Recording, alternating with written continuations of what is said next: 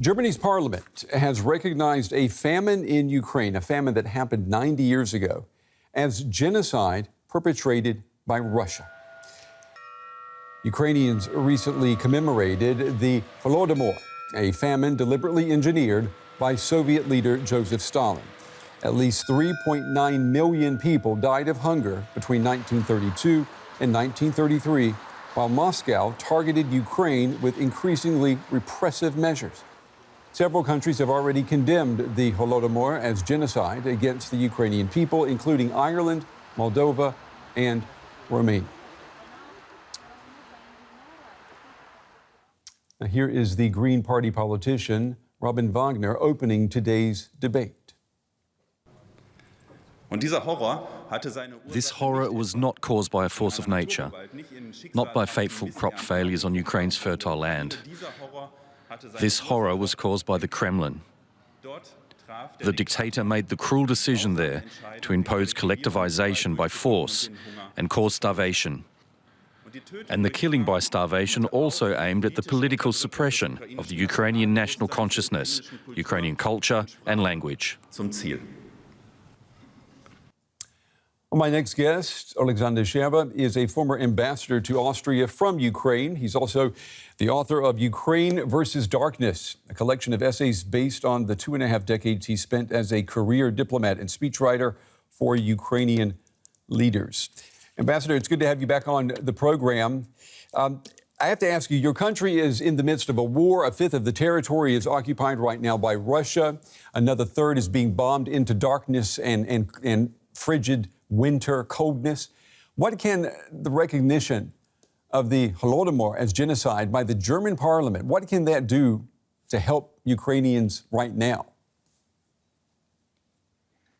Well, one should understand the scope of this tragedy. You mentioned 3.5 million people. When I was ambassador in Austria, I was explaining this to Austrians. Imagine that during one winter, the whole Vienna, Graz, Linz, and Klagenfurt would die the most horrible, slow, humiliating death. Ukraine is a traumatized nation, a nation that was hurt deeply by the Kremlin, the very force that we are fighting right now.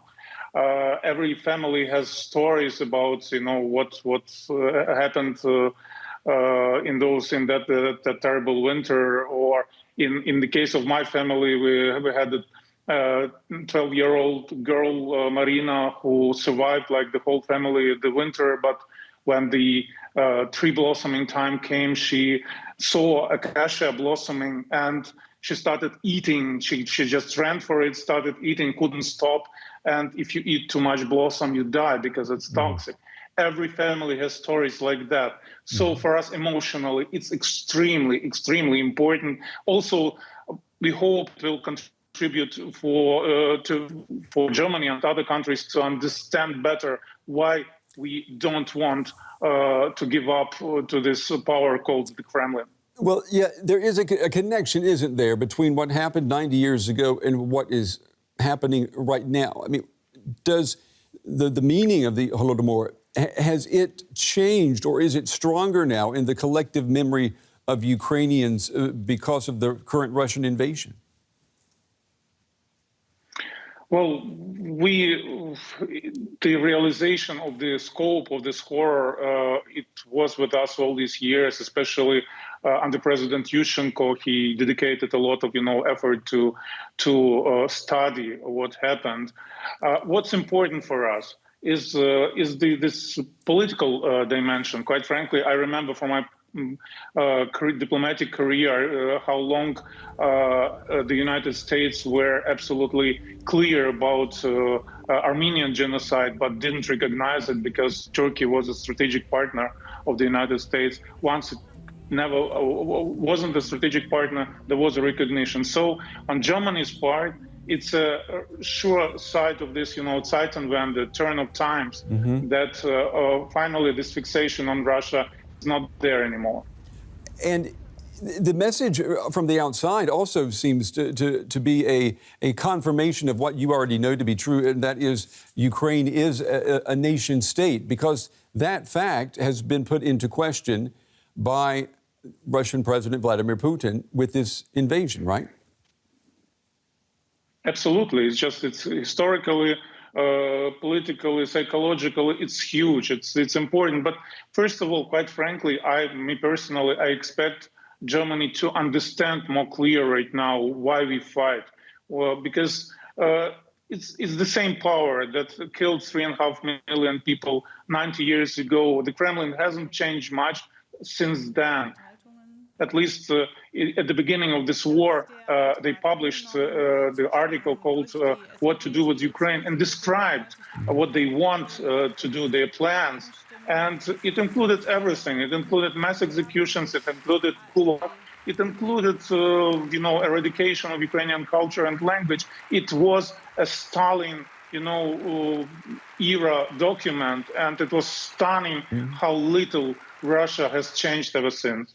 Well, I'm going to sound like a cynic here, but there are some people who could say that the German parliament voted to recognize the Holodomor as a genocide because of its own guilty conscience, because Germany did not act quickly enough when the Russian invasion began back in February.